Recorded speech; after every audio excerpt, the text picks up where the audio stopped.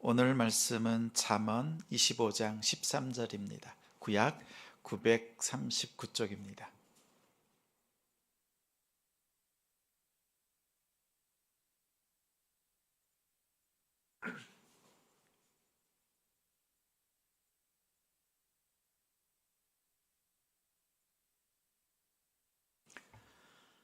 잠언 25장 13절 구약 939쪽 함께 읽겠습니다.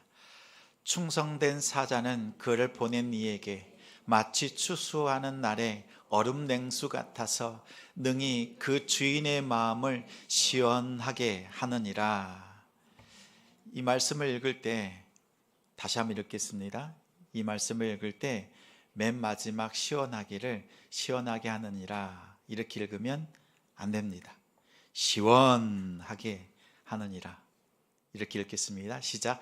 충성된 사자는 그를 보낸 이에게 마치 추수하는 날에 얼음 냉수 같아서 능히 그 주인의 마음을 시원하게 하느니라.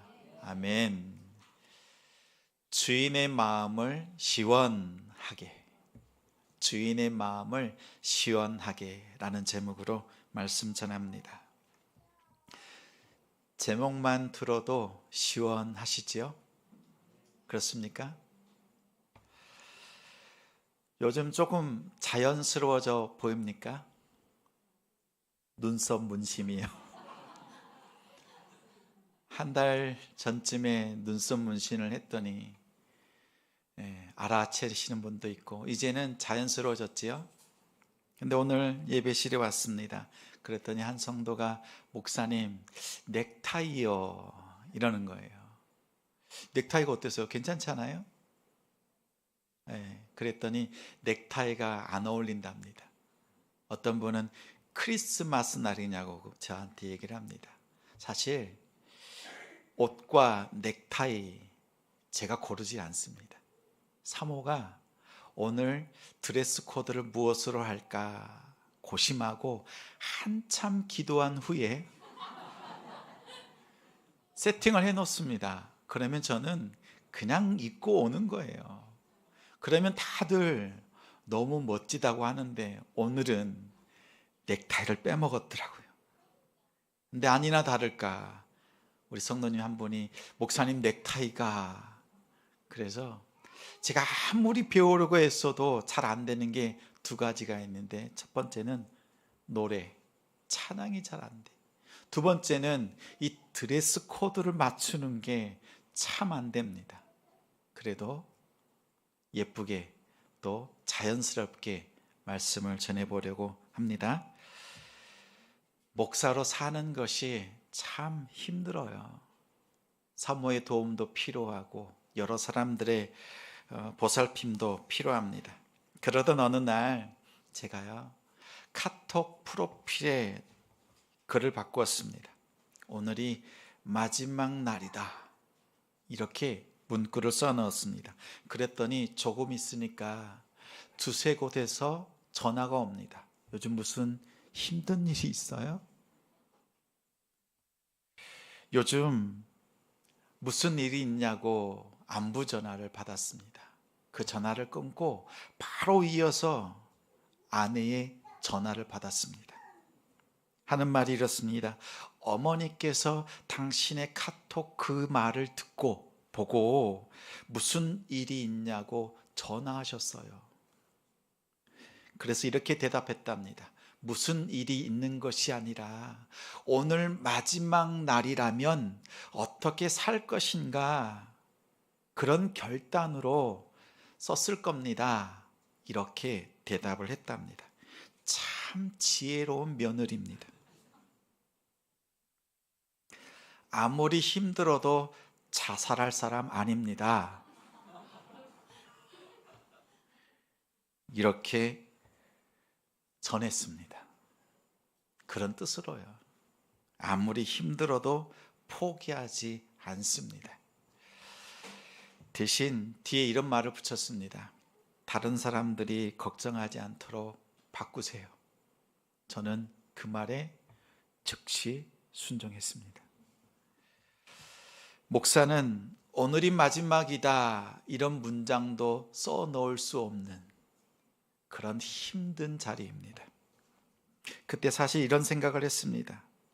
집을 나오면서 집 현관문이 털컥 철컥 하면서 닫히는 거예요. 그러면서 띠로리 하면서 닫히잖아요.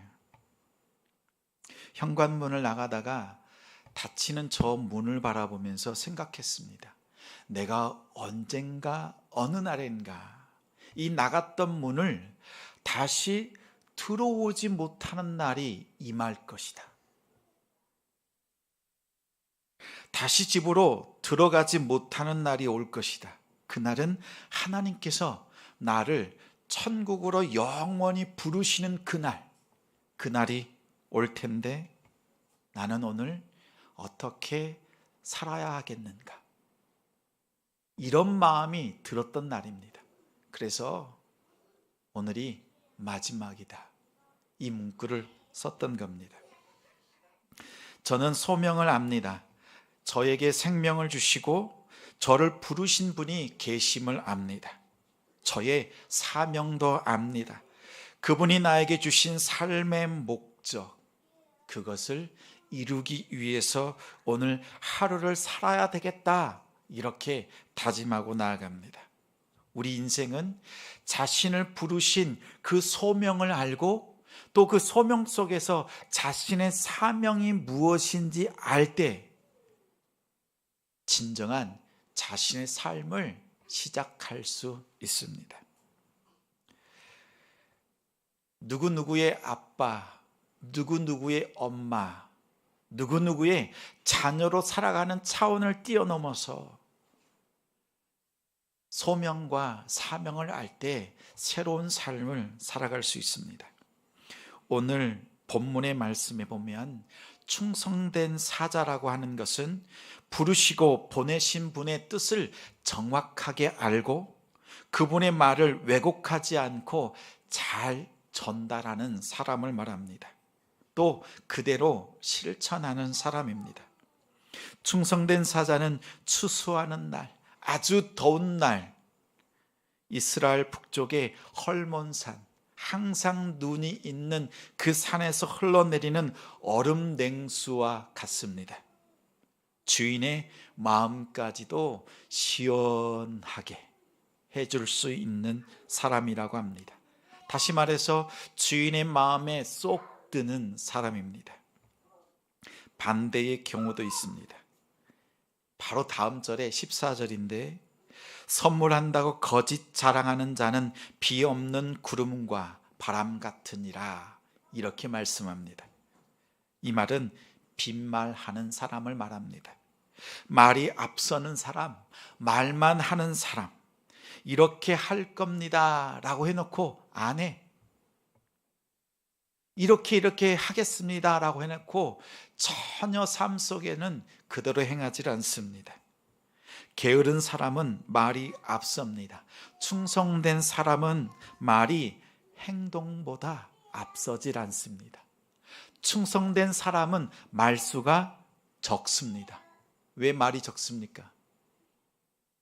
말하다 보면 자칫 실수할 때가 너무나 많기 때문에 말에서 실수가 많습니다. 충성된 사람은 행동이 앞섭니다. 그러한 성도가 되길 바랍니다. 저도 충성된 목사가 되고 싶습니다. 성경에 보면 성전이 세 가지가 나옵니다. 솔로몬 성전, 그리고 스룹바벨 성전, 헤롯 성전, 이렇게 세 가지가 나오지요. 솔로몬 성전은 솔로몬이 금과 은 가장 좋은 것으로 가장 화려하게 지은 성전입니다. 이스라엘 백성들이 자부심을 가지고 하나님 앞에 감사하고 기뻐하며 자원해서 드린 성전입니다. 그리고 주변에 있던 나라들이 그 성전을 바라보면서 하나님의 위대하심을 바라보며 예배했던 성전입니다. 그런데 이 성전에서 하나님을 예배하지 않자 우상 숭배하자 하나님이 이 성전을 다 무너뜨리셨습니다.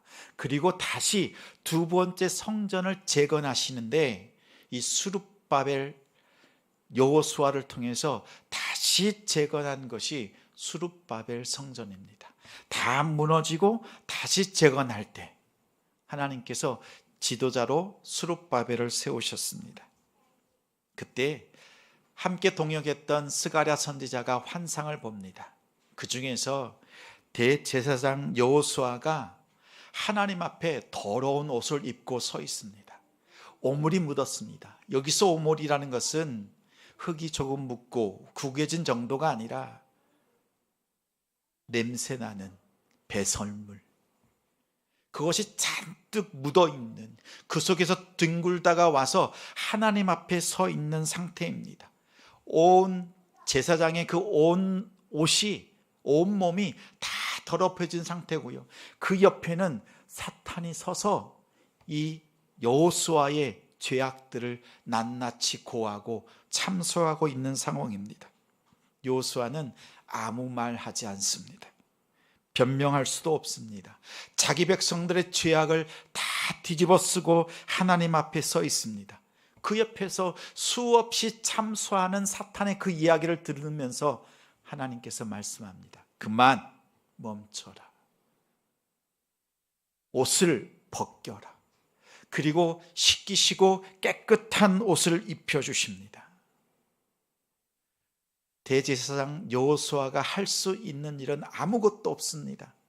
더러운 옷을 입고 하나님 앞에 서 있는 것, 변명도 그 어떠한 말도 할 수 없습니다. 그런데 하나님이 벗겨주시고 하나님께서 깨끗한 옷을 입혀주시는 것, 그것을 경험하고 나옵니다. 그리고 백성들에게 앞에 서서 하나님의 죄 용서와 죄 사함을 선언합니다. 회개를 통해서 하나님의 회복을 선언하는 자리가 제사장의 직분입니다. 그리고 제사장이 백성들에게 선포합니다. 지금 우리가 죄 가운데 있지만 하나님께서 우리의 죄를 다 사하시고 용서하셨습니다. 하나님이 우리의 소망 되십니다.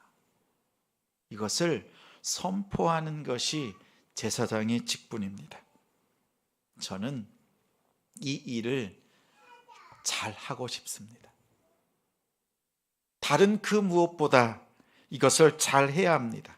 말씀을 연구하고 잘 가르치는 것도 잘 하고 싶고, 더 잘하고 싶은 것은 우리 성도들의 아픔, 고통, 죄악들 모든 것 다 뒤집어 쓰고 하나님 앞에서 서 있고, 사탄이 어떠한 모습으로 질타하고 치기, 질투하고 무엇이라고 말할지라도 변명하지 않고 하나님 앞에 서 있는 것.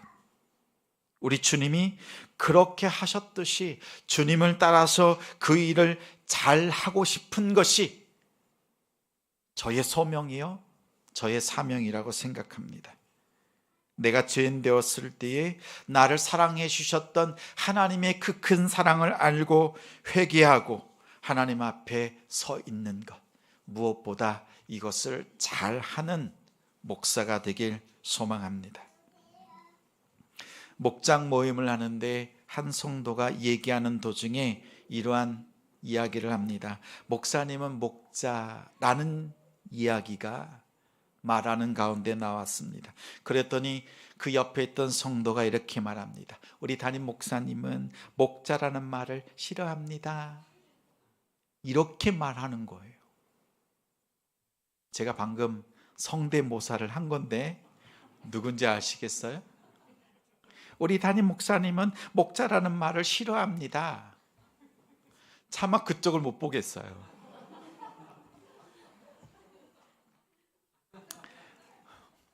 못 보겠어요. 제 의중을 잘 아는 거죠. 목사는 목자다, 이 문장을 사용하지 않습니다. 목자 되시는 분은 오직 예수 그리스도 한 분밖에 없다. 그럼 목사는 이 목자의 사명을 위임받은 사람이 목사입니다.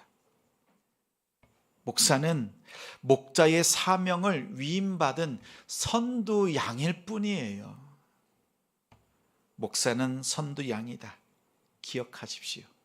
여러분이 저를 목자라고 부르는 순간, 목자라고 섬기러 가는 순간 호되게 제가 질타할 수는 없지만 그러지 말라고 할 거예요. 저는 선두양입니다. 저는 충성된 선두양이 되고 싶습니다.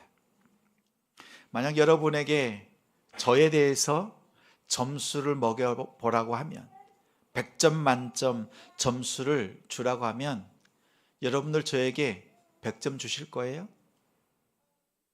아마 우리 성도님들은 저에게 100점 안 줄 거라는 것 잘 압니다. 왜요? 100점 주면 목사님이 교만할까 봐 99점 줘야지. 나도 99점인데 99점 줄 거죠?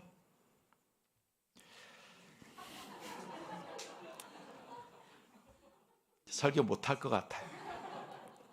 낙심돼서.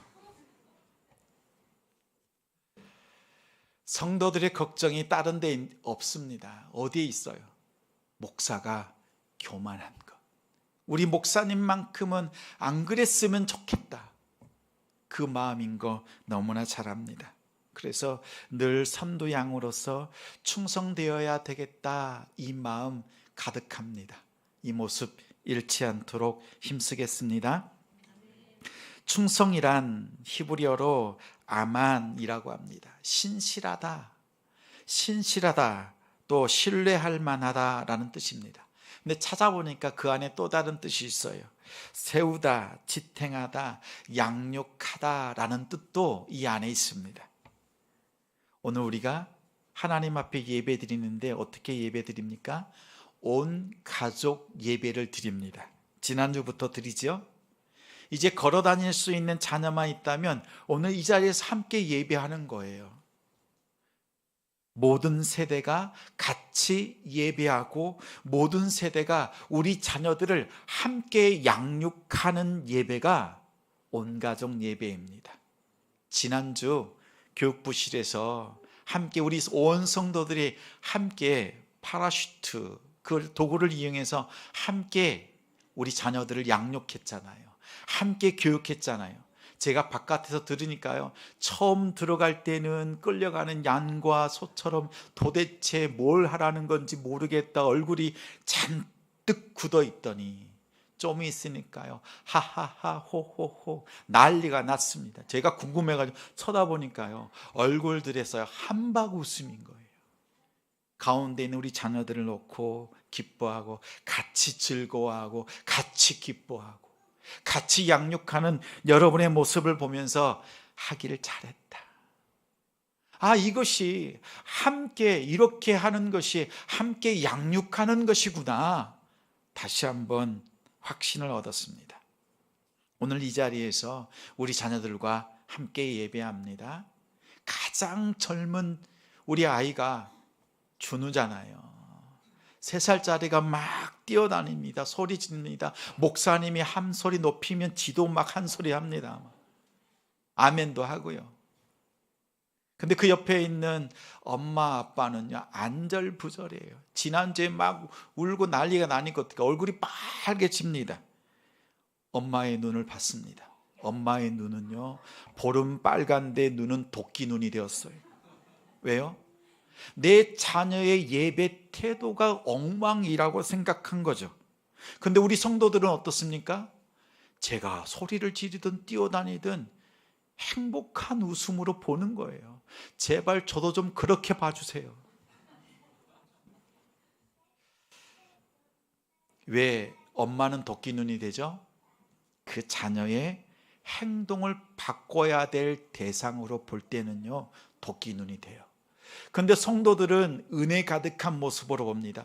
무엇을 해도 울어도 짜증을 내도 혼자서 이렇게 중얼중얼거려도 이제 들으면서 설교도 듣고 준우 얘기도 듣고, 이 타임에 아멘은 저를 당황스럽게 합니다. 맞아요. 상대를 바꾸려고 하면 여러분의 눈이요, 도끼 눈이 됩니다. 근데 어떠한 사람 누구든지 은혜의 눈으로 보면요, 아무것도 문제 안 돼요. 안 돼요. 하나님의 시선이 우리를 향하잖아요. 우리의 모습이 부족하지만, 넥타이도 어울리지 않지만 하나님은 항상 사랑스러운 눈빛으로 우리를 바라보십니다. 우리를 바꿀 대상으로 보시지 않는 자리가 예배예요.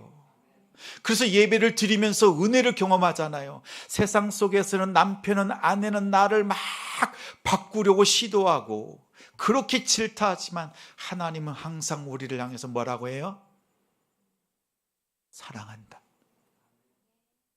나는 너를 사랑한다. 이 음성 듣는 자리가 예배의 자리잖아요. 저도 집보다 이곳이 좋습니다. 준우도 눈치 있으면 제 자리에 앉을 겁니다. 언젠가는 제 자리에 앉아서 충성스럽게 예배를 드릴 겁니다. 그런데 이 충성의 자리까지 나아갈 때까지는요, 사랑의 양육의 과정이 필요합니다. 양육을 통해서 충성의 자리로 나아갑니다. 충성이란 어느 순간 한순간 뚝딱 만들어지는 것이 아닙니다. 다듬어지는 거예요. 다듬어지는 것.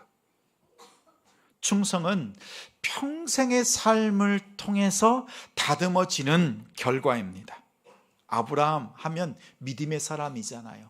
충성의 사람, 하나님이 기뻐하시는 사람. 근데 창세기 15장 6절에 보면 아브라함이 여호와를 믿으니 여호와께서 이를 의로 여기셨다.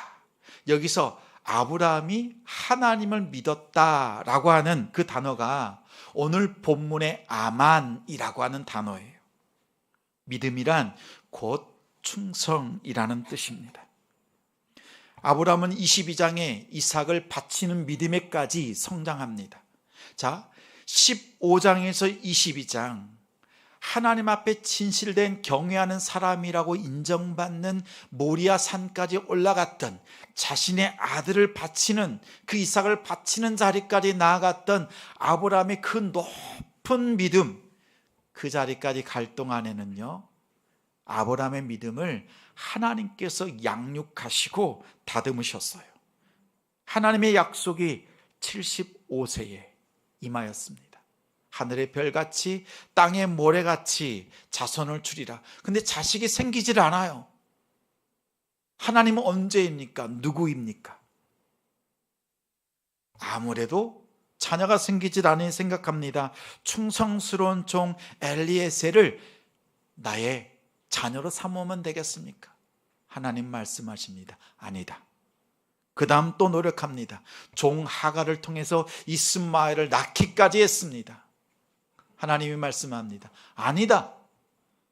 하갈이 아니라 너의 아내 사라의 몸, 그 몸을 통해서, 너의 씨를 통해서 하나님이 주시는 자가 참 약속의 자녀 이삭이니라 말씀했습니다. 보세요. 그 이삭을 모리아 산에서 바칠 때까지 아브라함의 믿음은 올라가고 내려가고 올라가고 내려가고 결국 하나님이 인정하는 믿음으로까지 나아갔습니다. 하나님께서 어떻게 하시는 거예요? 양육하시는 거예요. 또 다른 말로 하면 아브라함의 믿음을 말씀을 통해서, 사건들을 통해서 조각하시는 거예요. 하나님께서 여러분을 조각 내시는 거예요. 모난 부분들 깎아내시고, 또 사건들을 통해서 여러분이 하나님이 인정하실 만한 그런 믿음의 모습으로 다듬어 가시는 것이 우리의 인생입니다. 우리의 믿음이라고 하는 그 충성이라고 하는 것은 그냥 만들어지는 것이 아니라 우리의 인생의 과정을 통해서 다듬어 내시는 결과물이 바로 믿음이라는 것입니다. 때로는 나의 믿음 없음 때문에 인간적인 욕심으로 구했던 것, 내 힘으로 어떻게 해보려고 했던 것, 무너져 있는 내 모습을 발견할 때 낙심할 때가 있잖아요. 하나님은 어떻게 보세요? 너를 사랑한다. 나는 너를 잊은 적이 없다. 인생의 밑바닥에 있어도, 예배를 드리지 못해도, 마음이 무너져 있을 때에도 우리를 사랑한다고 하십니다. 그러면 어떻게 해요? 그 다음에 그 사건을 통해서 우리를 다듬으시는 거예요. 아름다운 믿음의 사람으로 조각하시는 거예요. 그 조각한 모습이 바로 지금 나의 모습, 나의 믿음, 우리의 모습, 우리의 믿음이란 사실을 기억하시기를 바랍니다. 하나님은 나를 조각하십니다. 나는 조각남입니다. 조각남. 하나님께서 가장 예쁘게 조각하시는 모습입니다. 때로는 시련을 통해서, 아픔을 통해서, 패배와 실패를 통해서도 우리를 조각하게 하시고, 때로는 더 풍성한 것으로 우리를 덧입혀 주시는 분이 하나님이십니다. 그런데 조금만 더 조각해 주셨으면 좋았겠다는 게 하나가 있어요.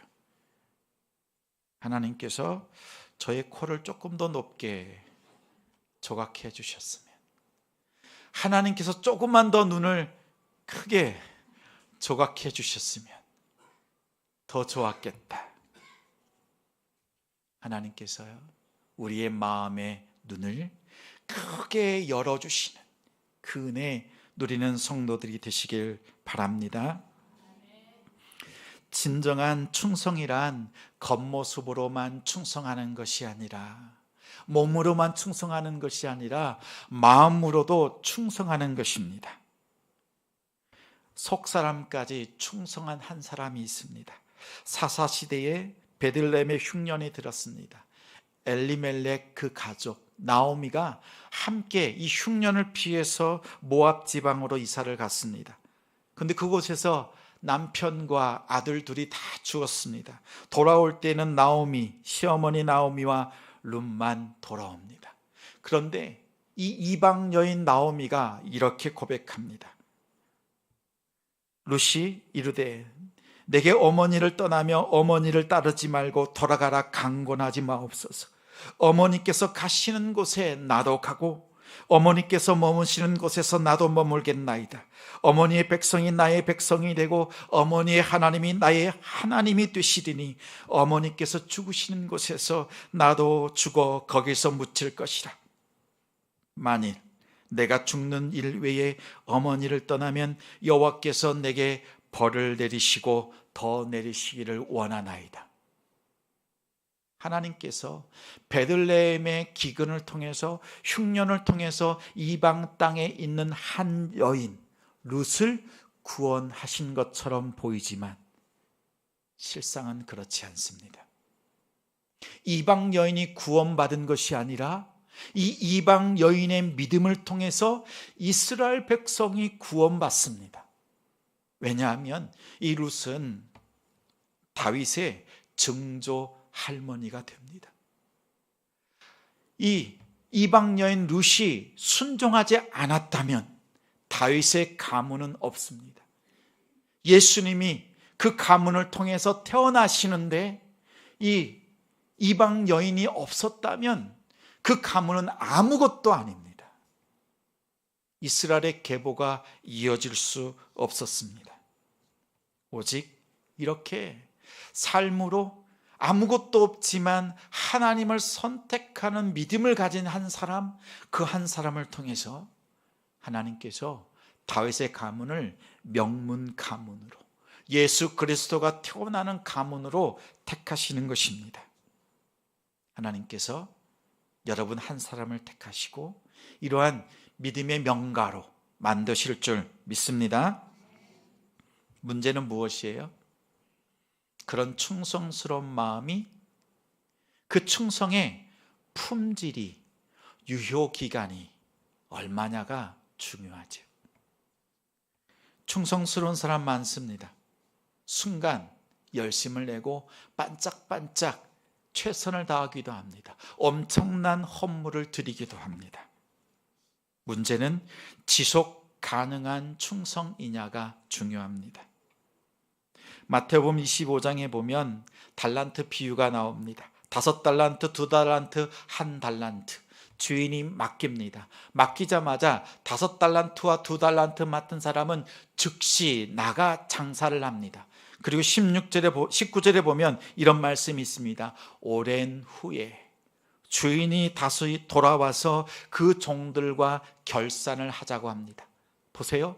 맡기자마자 즉시 충성하는 사람 많습니다.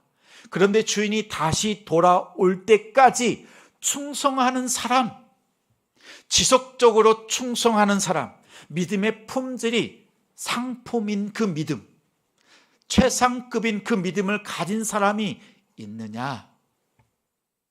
그 믿음을 찾으시겠다는 겁니다.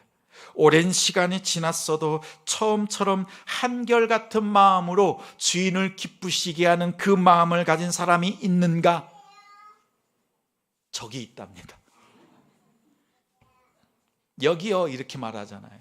저는 그렇게 들립니다.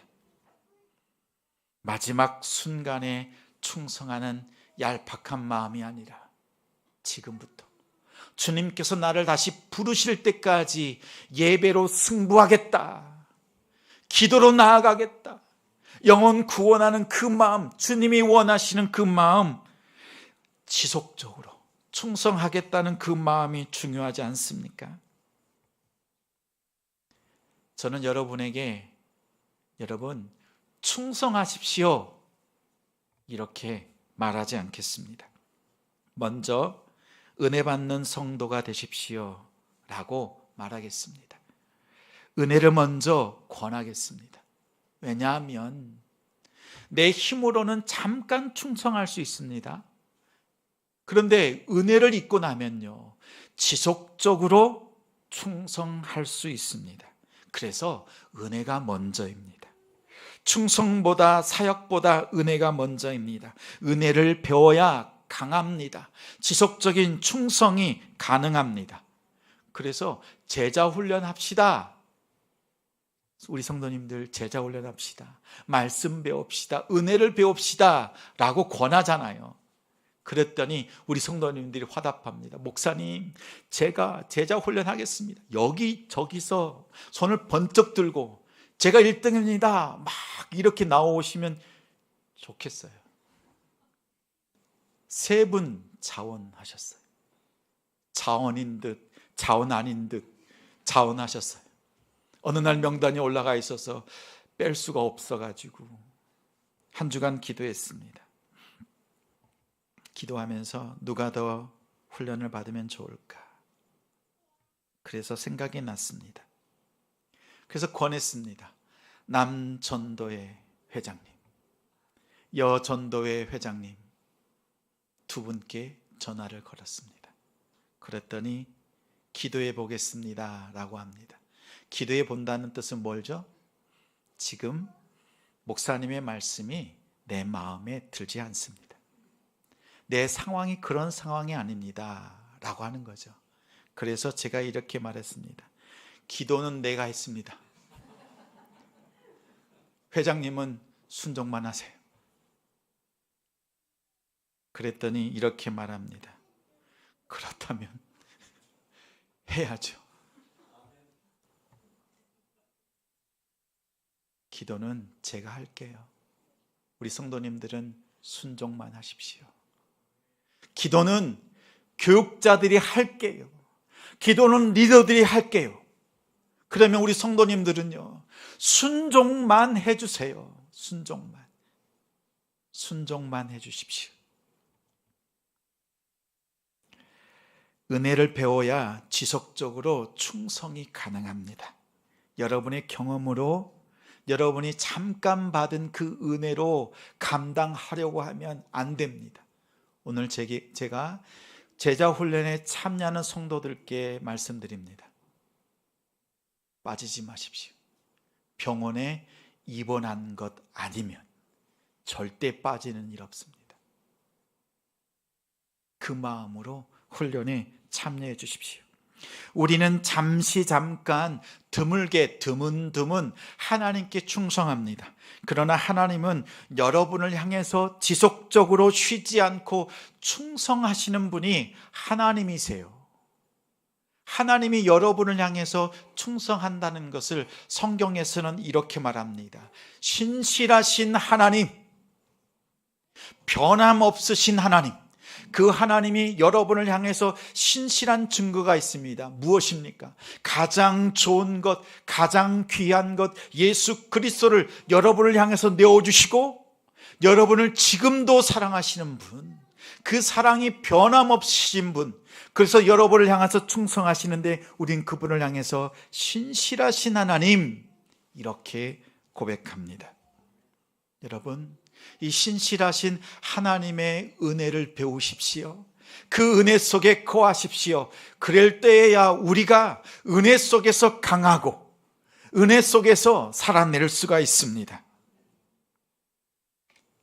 하나님의 마음을 시원하게 해드리기 전에요, 하나님께서 은혜를 부어주셔서 우리의 마음을 시원하게 하십니다.